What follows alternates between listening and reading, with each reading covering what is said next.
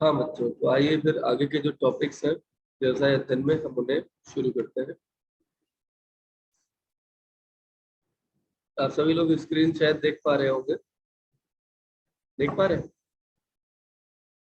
Yes sir. जितने भी topics हैं यहाँ पे उन सारे टॉपिक्स में से आप ये मान के चलिए कि इसमें ऐसा कोई टॉपिक नहीं जिसे आप कह लें कि ये इम्पोर्टेंट नहीं है। लंबा चैप्टर है, इसमें से काफी कुछ आने वाला है। अभी जो अपकमिंग एग्जाम है उसमें तो आएगा ही, लेकिन जो आपका बोर्ड का एग्जामिनेशन होगा उसमें इसमें से बहुत कुछ आएगा। ठीक है, तो इस चैप्टर को आप बिल्कुल प्रायोरिटी में लीजिएगा। ठीक है, अगर आप जरा सी भी लापरवाही की इसमें आप पिछड़ सकते हैं। कल मैंने आपको जो बताया था उसमें प्लेसमेंट भी हो गया था, ट्रेनिंग क्या होता है, इसमें 2 डिफिनेशन मैंने आपसे कही थी लिखने के लिए और इसकी विशेषताएं हो गई थी। ट्रेनिंग के लक्ष्य क्या है ये हमें आज यहाँ से कंटिन्यू करना है। देखिए, आप जानते हैं कि जब भी हम किसी भी व्यक्ति को अपॉइंट करते हैं तो योग्यता के रूप में तो वह व्यक्ति उपयुक्त होता है। मतलब अगर हमने उसको किसी भी अकाउंटिंग के लिए अगर अपॉइंट किया है तो बीकॉम वगैरह किया होगा, उसने टैली का कोई कोर्स कर रखा होगा। लेकिन हर संगठन में हर पद की कुछ अलग अलग रिक्वायरमेंट्स होती है और हमें उसके अनुरूप उन्हें बताना होता है कि क्या करना है, क्या नहीं करना है, कैसे करना है। ये सारी चीजें ट्रेनिंग के जरिए ही पूरी होती है। तो ट्रेनिंग का लक्ष्य क्या है, क्यों करते हैं हम यही अभी यहाँ पे पढ़ने वाले हैं। ये हर संगठन की आवश्यकता बन गई है। प्रशिक्षण क्यों बन गया है, इसी को हम जानते हैं कीथ डेविस इसमें कहते हैं। कीथ डेविस कि प्रशिक्षण का उद्देश्य किसी ऐसे व्यक्ति को नवीन अनुभव प्रदान करना है, ऐसा अनुभव जो उसके ज्ञान में यानी नॉलेज, कौशल यानी स्किल्स अथवा दृष्टिकोण, दृष्टिकोण का मतलब होता है एटीट्यूड, इसमें परिवर्तन के द्वारा, यानी इन 3 चीजों में परिवर्तन करना होगा ट्रेनिंग के जरिए। कौन सी 3 चीजें? ज्ञान, कौशल और दृष्टिकोण। अंग्रेजी में क्या बोलेंगे? नॉलेज, स्किल्स और एटीट्यूड। इनमें हम परिवर्तन करेंगे और जब इन 3 चीजों में परिवर्तन होता है किसी व्यक्ति के, तो ही उसके आचरण यानी कि बिहेवियर में परिवर्तन हो सकता है। तो किसी भी कर्मचारी के बिहेवियर में हम वो परिवर्तन लाना चाहते हैं, आचरण में वो परिवर्तन लाना चाहते हैं जो हमारी संस्था के उद्देश्यों को पूरा कर सके, है ना। तो अगर इसे पॉइंट टू पॉइंट पढ़ना चाहे तो पहला है व्यवसाय की जानकारी देना। पहले दिन जब कोई व्यक्ति आया है वो हमारे व्यवसाय के बारे में नहीं जानता कि हम क्या करते हैं, कैसे करते हैं, किन से डील करते हैं, उसे क्या करना रहेगा। तो सबसे पहले हम उसे बिजनेस के बारे में कुछ सामान्य जानकारियां उपलब्ध कराते हैं। ठीक है, ये बात कोई बहुत कठिन नहीं है, समझ में आने वाली है ना। जैसे किसी कॉलेज में किसी टीचर का अपॉइंटमेंट हुआ तो भाई ये स्कूल कब से चल रहा है, कितने बच्चे हैं, यहाँ पर किन किन चीजों का अलग से विशेष रूप से ध्यान रखना होता है ना। कौन सी नॉर्मल चीजें हैं, टाइम टेबल क्या है, आपकी कितने पीरियड चलेंगे, ये सारी चीजें जो होगी व्यवसाय की सामान्य जानकारी हो जाएगी। ये स्कूल की बात मैंने बताई। अगर कोई बिजनेस ऑर्गेनाइजेशन ऐसा है जहाँ प्रोडक्शन हो रहा है तो फैक्ट्री की बात की जाएगी। अगर कोई सर्विस दी जा रही है तो ऑफिस में क्या क्या करना होगा, ये सारी बात बताई जाएगी। तो जनरल जानकारी जो सारे कर्मचारियों के लिए होगी जितने अपॉइंट होंगे, इररिस्पेक्टिव ऑफ द फैक्ट कि उनका डेजिग्नेशन अलग अलग है इवन तक, ये जानकारियां सबके लिए एक जैसी। इसे एक इंडक्शन मीटिंग में, इंडक्शन मीटिंग का मतलब होता है इंट्रोडक्टरी मीटिंग में, इसको बेसिकली बताया जाता है सबको सामूहिक रूप से। फिर आता है कर्मचारियों के मनोबल को बढ़ाने के लिए। ट्रेनिंग में हम ये भी देखते हैं, ये ट्रेनिंग का पहला दिन होता है व्यवसाय की सामान्य जानकारी। दूसरा है कि ओवरऑल जब हम पूरा 5 दिन का, सप्ताह भर का, 15 दिन का, जितने भी टाइम पीरियड का ट्रेनिंग पीरियड होगा, उसको कंप्लीट करते करते अंतिम दिन तक हमें पाएंगे कि हमारा अचीवमेंट ये रहा है कि मॉरल यानी कि मनोबल जो है वो बढ़ गया है कर्मचारियों का। मॉरल माने होता है मोटिवेशन लेवल। ठीक है, तो कर्मचारियों का मोटिवेशन लेवल तब बढ़ता है जब उन्हें लगता है कि अच्छा अब इस काम का हमें सब कुछ पता है कि क्या क्या करना है, कैसे करना है। ये बात क्लियर है। इसके बाद में फिर है सूचना प्रसारित करने के लिए। अब सूचना किस तरह की? देखिए, व्यवसाय हो या उद्योग हो, कई सारी ऐसी सूचनाएं होती हैं जिन्हें प्रशिक्षण केंद्रों पर प्रदर्शन द्वारा देना होता है। प्रदर्शन का मतलब जो सीनियर्स होते हैं वह करके बताते हैं कि ऐसे ही आपको करना होगा। ठीक है, तो ये जब हम करके बताते हैं तो भी हम लोगों को सूचना ही तो दे रहे होते हैं कि दिस वे टू गो, और ऐसे ही आप इसे करके इस काम को अच्छे से कर पाएंगे। तो सूचना देना एक उद्देश्य है ट्रेनिंग का। चौथा है संगठन के प्रति निष्ठावान बनाना। अब ये जरा सा समझ लीजिए निष्ठा क्या होती है। जैसे निष्ठा की जब बात आती है तो कर्ण का नाम आता है, उसकी दुर्योधन के प्रति जबरदस्त निष्ठा थी। निष्ठा जिसके प्रति होती है हम उसकी गलतियां नहीं देखते।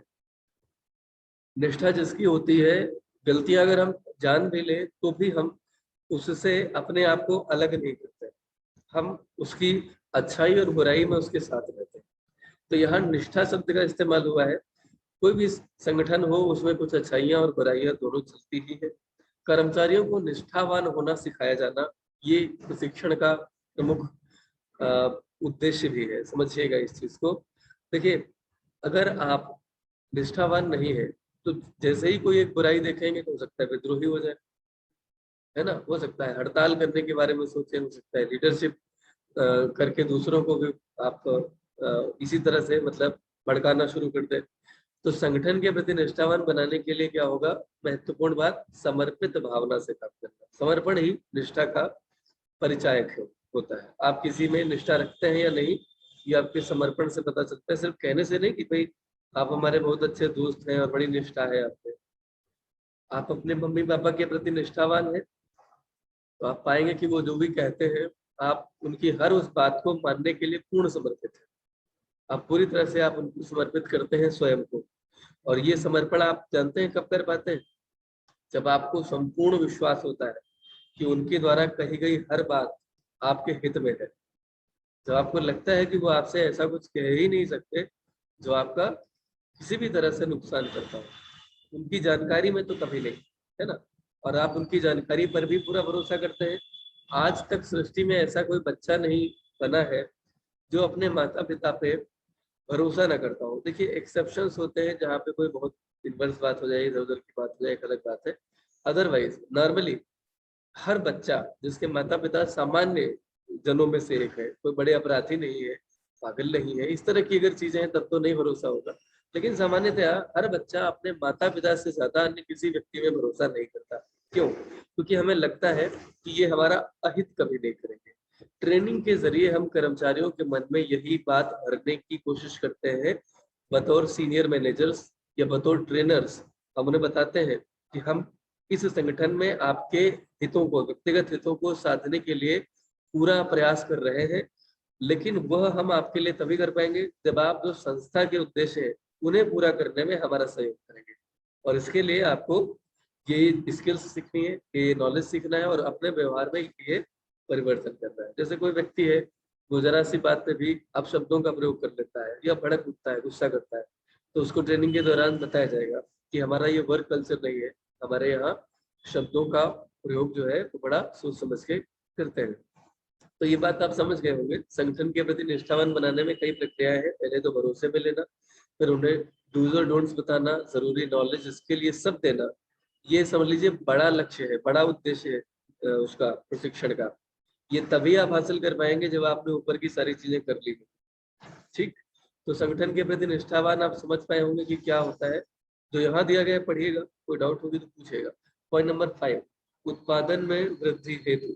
मेरा गला थोड़ा खराब है, क्या आवाज समझने में जैसी आ रही है, कुछ प्रॉब्लम आ रही है? सर आ रही है आवाज। ओके ठीक। आ रही है। उत्पादन में वृद्धि एक और उद्देश्य है। देखिए कोई भी संस्था हो वो अगर प्रोडक्ट बनाती है तो प्रोडक्ट, और अगर सर्विसेज का उत्पादन करती है तो आप सर्विसेज का उत्पादन आप कहेंगे कि सर ये क्या चीज है। देखिए सर्विसेज का उत्पादन मतलब सर्विस किसी को प्रोवाइड करना। ठीक है, तो उसमें आप वृद्धि कर सके, उसकी मात्रा में वृद्धि कर सके। देखिए कुशलता जो होती है और अकुशलता, इसमें बहुत सीधा सा अंतर है। जो सामान्य रूप से अगर आप किसी व्यक्ति से 5 मिनट बात कर लें उस कार्य क्षेत्र में जिसमें वो पारंगत को कहता है, उसके बात करने के या काम करने की शैली से ही आप जान जाएंगे कि वह कुशल है या नहीं। एक उदाहरण आपको देता हूँ। कभी आप पिकनिक पे जा रहे हो और आपको अपने कपड़े वगैरह रखने हैं किसी सूटकेस में, ठीक है, शायद आप में से किसी के साथ हुआ हो, अगर नहीं हुआ है तो इमेजिन कर सकते हैं, आप कपड़े रख रहे थे, आपने खूब कोशिश की, लेकिन आपके कपड़े उसमें आ नहीं पा रहे थे। बाद में अचानक मम्मी आती है और कहती तुम हटो जरा, फिर वही वो कपड़े रखती हैं और आप पाते हैं कि वो कपड़े भी उसमें आ गए हैं और थोड़ी सी स्पेस भी बची रह गई। कभी हुआ किसी के साथ ऐसा? नहीं हुआ? कभी स्कूल का कोई बैग है, कभी आपका कोई अलमारी है, उसमें कुछ सामान रखना है, आपको लगता है मेरी अलमारी पूरी भरी पड़ी है और उसमें एक भी पिन तक रखने की जगह नहीं है, कोई मम्मी आती है, ढेर सारी जगह बन जाती है उसमें। ऐसा हुआ होगा शायद किसी के साथ। अब ये क्या है? ये एफिशिएंसी है। ट्रेनिंग मतलब ट्रेंड और अनट्रेंड में अंतर है। ट्रेनिंग क्या है? देखिए, एक तो व्यक्ति ट्रेनिंग के कई तरीके हैं, आगे हम पढ़ेंगे। एक होता है कार्य करते करते प्रशिक्षण होता है, ठीक है, जिसे हम ऑन द जॉब ट्रेनिंग बोलते हैं। तो mummy on the job training से निकली हुई है, वो लगातार करते करते सीखा है उन्होंने, ठीक है। ऑफ द जॉब का मतलब होता है जब आप अपॉइंट होते हैं कहीं पे, प्लेसमेंट होता है आपका, लेटर मिल जाता है, अपॉइंटमेंट लेटर, आप किसी जगह भेजे जाते हैं, तो फिर वहां पर भेजे जाने से पहले 15 दिन 7 दिन आपको कहीं किसी एक जगह पे बुला करके आपको ट्रेनिंग दी जाती है और फिर कहा जाता है कि अब आप जाइए। जैसे आईएएस अधिकारी जो बड़े जिम्मेदार पद होते हैं, ज्यादातर में ऑफ द जॉब ट्रेनिंग होती है, और जो सामान्य छोटे मोटे काम होते हैं वहां पर ऑन द जॉब ट्रेनिंग होती है। आईएएस अधिकारियों का जब सिलेक्शन होता है तो उन्हें 6 महीने का मंसूरी में एक आईएएस का प्रशिक्षण कैंप है, वहां पर प्रशिक्षण लेना होता है। उसके बाद भी कुछ और प्रशिक्षण होते हैं, फिर जाकर के कहीं उन्हें वर्क प्लेस पर भेजा जाता है। वही बैंक में अगर किसी क्लर्क का अपॉइंटमेंट होता है तो from the very first day of placement उसको बैंक में भेज दिया जाता है। फिर वो ऑन द जॉब ट्रेनिंग कार्य करते करते सीखता है, क्योंकि उसमें कुछ ऐसा नहीं है कि अगर वो कोई गलत निर्णय ले लेगा, निर्णय उसे कुछ लेना ही नहीं है। जो आया है व्यक्ति, उसकी या तो जमा करना है या निकालना है, इतना उसे पहले से ही बताया जाता है, तो मैनेजर उसे बता देता है। फिर वो सीधे एक इंडक्शन मीटिंग होगी, उसके बाद में सीधे सीधे उन्हें एक कोई कर्मचारी के साथ पहले उन्हें लगाया जाएगा, करेगा, वो देखेंगे, उनको असिस्ट करेंगे। जब वो सीखते सीखते 3-4 दिन हो जाएंगे या सप्ताह भर, जितना जिसको समय लगे, उसके बाद में फिर उन्हें इंडिविजुअली काम करने का मौका मिलता है। ये ऑन द जॉब ट्रेनिंग है। इसके रूप हम डिटेल में पढ़ेंगे। अभी फिलहाल हम ये समझ रहे हैं कि उत्पादन बढ़ा तभी पाएंगे, जैसे होता है ना कि वार्डरोब में आपने सही से अपना सामान नहीं रखा था तो जगह कम थी, क्योंकि आप स्किल्ड नहीं थे, और मम्मी स्किल्ड थी तो उन्होंने उसमें जगह ज्यादा बना ली। ये होता है प्रोडक्टिविटी बढ़ना। तो अगर कोई कर्मचारी स्किल्ड है तो वो कम समय में कम मेहनत में ज्यादा उत्पादन कर लेगा। अगर कोई कर्मचारी अनस्किल्ड है तो उसे मेहनत भी ज्यादा करनी पड़ेगी, उत्पादन भी उतना क्वालिटेटिव नहीं होगा, मात्रा भी कम हो सकती है, क्वांटिटी भी उत्पादन की कम हो सकती है। तो उत्पादन में वृद्धि करना, ये मात्रा पर फोकस है। और एक शब्द है देहातीपन को दूर करना। अब मैं आपको थोड़ा सा बता दूं आपको, ये शब्द टेक्निकली यहाँ पर गलत है, ये शब्द यूज नहीं करना चाहिए, ये देहातियों को कमजोर बताता है, जबकि ऐसा नहीं होना चाहिए। देहातीपन को दूर करने का तात्पर्य यहाँ अनगढ़ शैली से है। अनगढ़ शैली मतलब, देखिए ज्यादातर देहातियों में ऐसा दिखता रहा है लंबे समय तक कि उनको तौर तरीके नहीं पता होते, या उनके तौर तरीके पुराने होते हैं, पुराने जमाने के।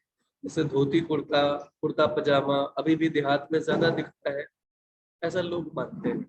लोगों का मानना अब एक भ्रम जैसा है, क्योंकि गांव अब गांव जैसे नहीं रहे। टेक्नोलॉजी ने चीजें बदल दी है। आपको पता है बेटा, आप इस समय ये लाइव क्लासेस गांव में बैठ के भी ले सकते हैं, शहर में बैठ करके भी ले सकते हैं। जब आप गांव और शहर दोनों में बराबर एक जैसी टेक्नोलॉजी यूज कर रहे हैं, तो आपकी सोच भी अलग अलग नहीं रह सकती।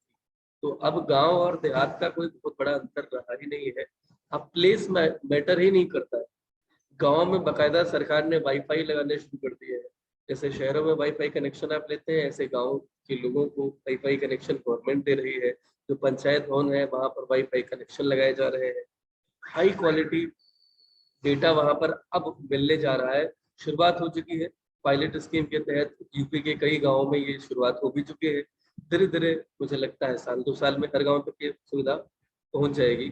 तो नेटवर्क की समस्या आगे आने वाले 2 साल में आप मान के चलिए ये हल हो जाएगी। तो अब देहातीपन कहाँ रहा? टीवी से हम सीखते हैं कि कौन सी साड़ी पहननी चाहिए, तो वो तो शहर वाले भी लड़की समझेगी, गांव वाले भी समझेगी, उसमें अंतर क्या है ना। लड़के जिस तरह के फैशन, टीवी तो अब शहर गांव दोनों में है ना, मूवीज शहर गांव के लोग दोनों देख रहे हैं, तो दोनों में अब कोई फैशन का या विचारधारा का बहुत अंतर नहीं है। तो इस वजह से ये मैंने थोड़ा सा डिबेटेबल इशू उठाया है। ये मामला जो है कहीं ना कहीं बायसनेस, जिस भी राइटर ने लिखा है वो बायस्ड है, उसकी उसने खुद को अपडेट नहीं किया। अब गांव के लोग गांव जैसे नहीं रहे, अब चीजें बदल चुकी हैं। कोरोना के काल में काफी तेजी से बदल गई, वैसे इतना बदलाव नहीं संभव था, लेकिन क्या हुआ, शहर के लोग मजबूरन वापस गांव आए। तो अब वो गांव के तो नहीं हो जाएंगे, वो तो शहर के ही मानसिकता वाले लोग थे।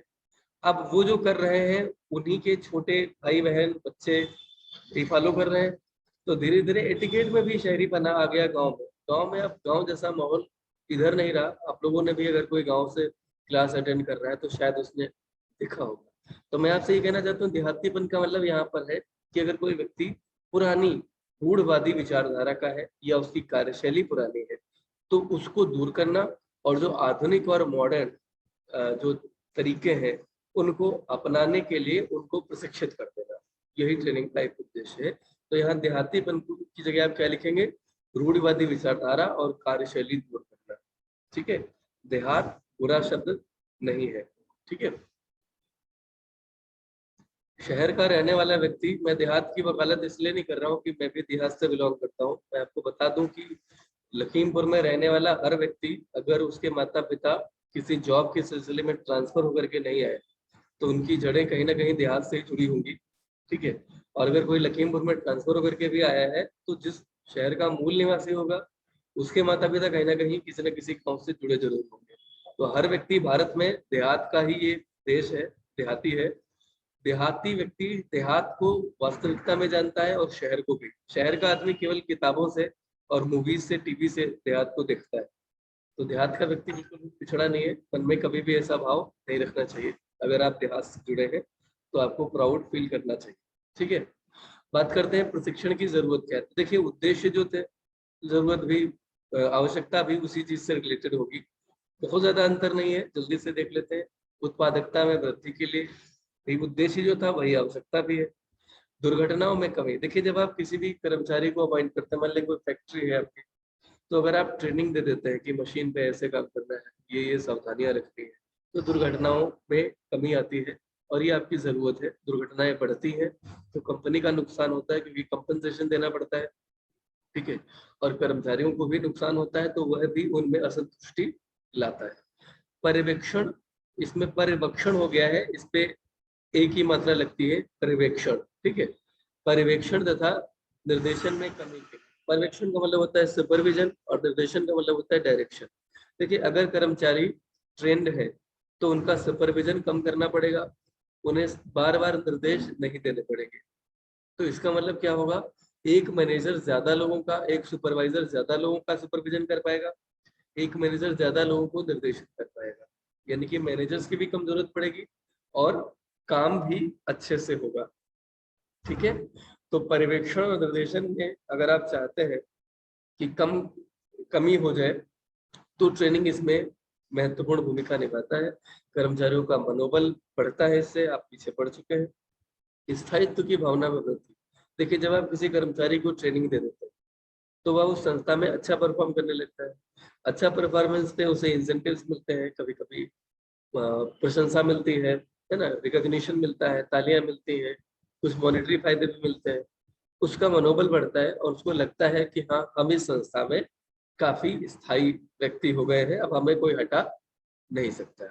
तो स्थायित्व की भावना में वृद्धि आती है और कार्य क्षमता व कुशलता में भी वृद्धि होती है। जब आप किसी को ट्रेनिंग दे देते हैं, जैसे मान लेते हैं कि किचन में खाना बनाना, आप में से खाना बनाना किस किस को आता है? सभी को आता है? नहीं आता होगा? आता है? माही ने नहीं कहा कि आता है। आता है माही? नहीं आता? सर आता है, सर आता है। माही, चलो, अगर माही आपको खाना बनाना नहीं आता है तो पता है क्यों नहीं आता? क्योंकि अभी तक आपने ट्रेनिंग नहीं ली। एक बार मम्मी के साथ किचन में खड़े हो जाइए, वो बना रही है, सिर्फ देखने से नहीं होगा, वो आपको थोड़ा सा इंस्ट्रक्शंस भी देंगी तो ट्रेनिंग मान लिया जाएगा, है ना। और अगर आप सीख लेंगे तो उसके बाद में क्या होगा, अगली बार आपकी कार्यक्षमता बढ़ जाएगी, वही खाना बनाने की कॉन्फिडेंस बढ़ जाएगा, मनोबल बढ़ जाएगा ना, तो क्या होगा, कार्यक्षमता बढ़ जाएगी और एफिशिएंसी भी बढ़ जाएगी। तो ट्रेनिंग में ये दोनों चीजें निहित होती हैं अपने आप, ये हमारी आवश्यकता भी है हमारी संस्था की। इसके लाभ भी लगभग वैसे ही होंगे, लाभ कुछ अलग नहीं है बहुत ज्यादा। लाभ क्या है, पहला, अच्छे प्रशिक्षण का उद्देश्य कर्मचारी की कार्य की श्रेष्ठ पद्धतियों में दक्ष बनाना। देखिए हर काम के करने की कई पद्धतियां हैं, लेकिन सारी पद्धतियां नहीं, हमें श्रेष्ठ पद्धति को अपनाना होता है और उसी श्रेष्ठ पद्धति में हम इफिशिएंट हो जाए, ट्रेंड हो जाए, यानी दक्ष हो जाए, यानी कि ट्रेंड हो जाए, दक्ष माने होता है कुशल हो जाए, दक्ष का मतलब यहाँ पर ट्रेंड होने से ही है, ठीक है। कुशल होने के लिए एफिशिएंट शब्द आता है, ध्यान रखिएगा, दक्ष के लिए ट्रेंड आता है, ठीक। कच्चे माल, अच्छा, ट्रेंड होने में और कुशल होने में अंतर क्या है, एफिशिएंसी और ट्रेनिंग दोनों में अंतर है, बहुत बारीक दिखता है, जैसे हम बोले ये बहुत दक्ष व्यक्ति है या कुशल व्यक्ति है, दोनों लगता है एक ही जैसा, प्रशंसा जैसी बात लगती है, गुण लगता है, लेकिन अंतर है। प्रशिक्षण का मतलब है कि उसको बाकायदा किसी ने सिखाया है, हाथ पकड़ के बताया है कि ऐसे ऐसे करना है, और कुशलता जो होती है वह अपने आप भी आ सकती है।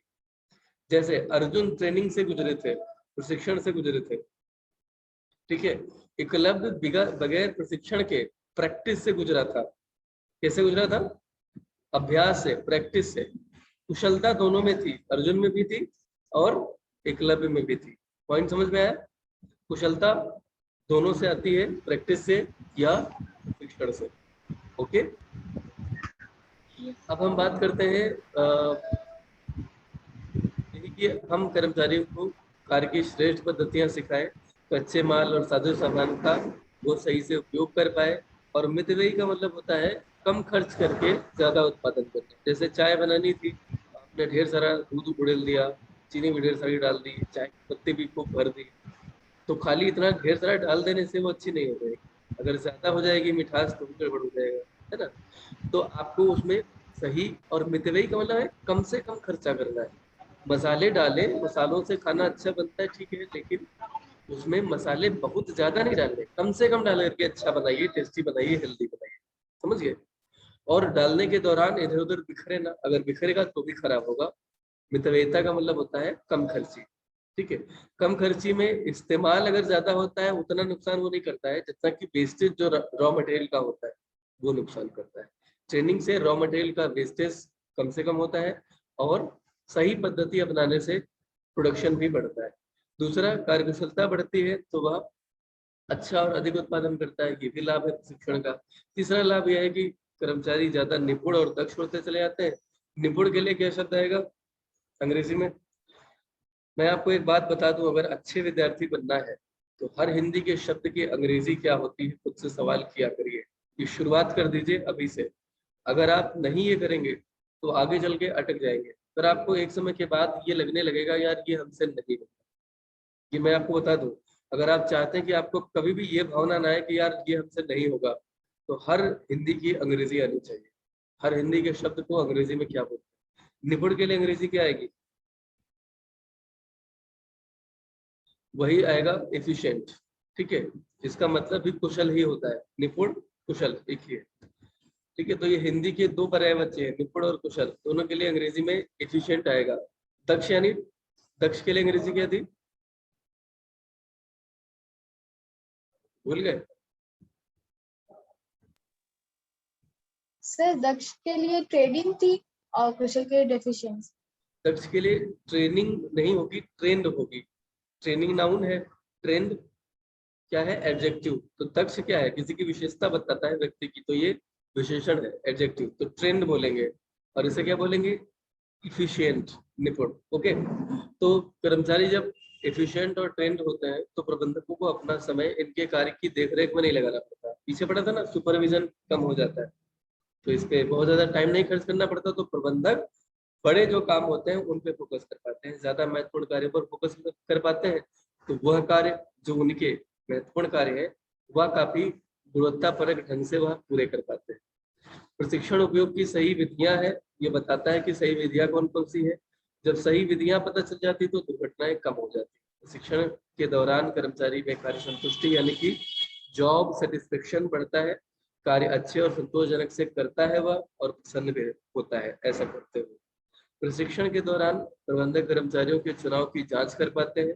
कोई भी कर्मचारी अधिक कुशल और योग्य है तो वह कार्य आसानी से सीख लेता है। जब कभी भी उनसे कुछ कहा जाता है, कोई परिवर्तन की उनसे अपेक्षा की जाती है, ट्रेंड कर्मचारी आसानी से टेक्निकल शब्दों को समझ पाते हैं, आत्मसात कर पाते हैं और वह उन्हें जल्दी से अपने व्यवहार में ला पाते हैं। निरंतर प्रशिक्षण के फलस्वरूप कर्मचारियों में नए नए जो रिफॉर्म होते हैं, सुधार का मतलब रिफॉर्म, और नई नई जो मेथड्स आती है उनको सीखने और उनके अनुसार कार्य करने की योग्यता। योग्यता के लिए यहाँ शब्द क्या आएगा? यहाँ शब्द आएगा एबिलिटी। एक शब्द होता है एलिजिबिलिटी। एलिजिबिलिटी में डिग्रीज आती हैं बच्चों, और एबिलिटी जो होता है, दोनों के लिए शब्द अंग्रेजी हिंदी में एक ही है, योग्यता। लेकिन एबिलिटी का मतलब होता है ability to read, ability to write, ability to communicate, ability to dance, से। तो एबिलिटी माने किसी भी काम करने की आपकी योग्यता, और वैसे जो दूसरा शब्द आता है वो होता है एलिजिबिलिटी। वो है आपकी इंटर की डिग्री, बीकॉम की डिग्री, एमकॉम की डिग्री वगैरह वगैरह। तो शब्दों को अच्छे से उनका मीमांसा करना सीखिए, एनालिसिस करना सीखिए, और ये आदत अगर डेवलप कर ले कोई भी व्यक्ति तो वह व्यक्ति कभी भी नहीं पिछड़ सकता। क्योंकि सबसे ज्यादा दिक्कत आती है नॉलेज में टर्मिनोलॉजी का की सीमा का होना। अगर आपके पास शब्द सीमा कम है तो आप उतने ही नॉलेज को रखेंगे, है ना। बुद्धिमत्ता का संबंध किससे है कि आपका जो शब्दकोश है वो कितना बड़ा है, कितना विस्तृत है ना। तो जब ये हो जाएगा तो क्या होगा, संस्था को नवीनतम पद्धतियों को लागू करने में आसानी हो जाएगी, कठिनाई नहीं होगी। प्रशिक्षण से कर्मचारियों का न केवल विकास होता है बल्कि वह ऊंचे पदों को संभालने के भी योग्य हो जाते हैं, तो इससे उन्हें प्रमोशन मिलने में हेल्प रहती है। तो आज के लिए बच्चों इतना ही, ठीक है। कल पढ़ेंगे प्रशिक्षण के सिद्धांत। ओके। मुझे लगता है कि अगर आप लोग लाइव क्लास डेली जुड़ सके ऐसे, तो अगर इतने भी बच्चे जुड़ जाएंगे तो मैं डेली लाइव क्लास ले सकता हूँ। इतने लोग अगर जुड़ने का वादा करें, अगर इसमें कोई समस्या ना हो। अगर कोई समस्या, यस सर, जुड़ लेंगे। Yes sir. कितने लोग तैयार हैं बताएं? Yes sir, yes sir, yes ready? Sir. तो चलो ठीक है, यस सर। लाइव क्लास रहेगी। इससे फायदा ये होगा कि अगर कोई डाउट होता है तो आप तुरंत पूछ पाते हैं, है ना। और रिकॉर्डिंग यस करके सर। करूँगा कि मैं रिकॉर्डिंग भी डाल दूँ तो बाकी बच्चे के देख पाएंगे। ठीक है बच्चों, आज के लिए इतना ही। Thank you so much for joining this class. Sir नमस्ते। नमस्ते बेटा।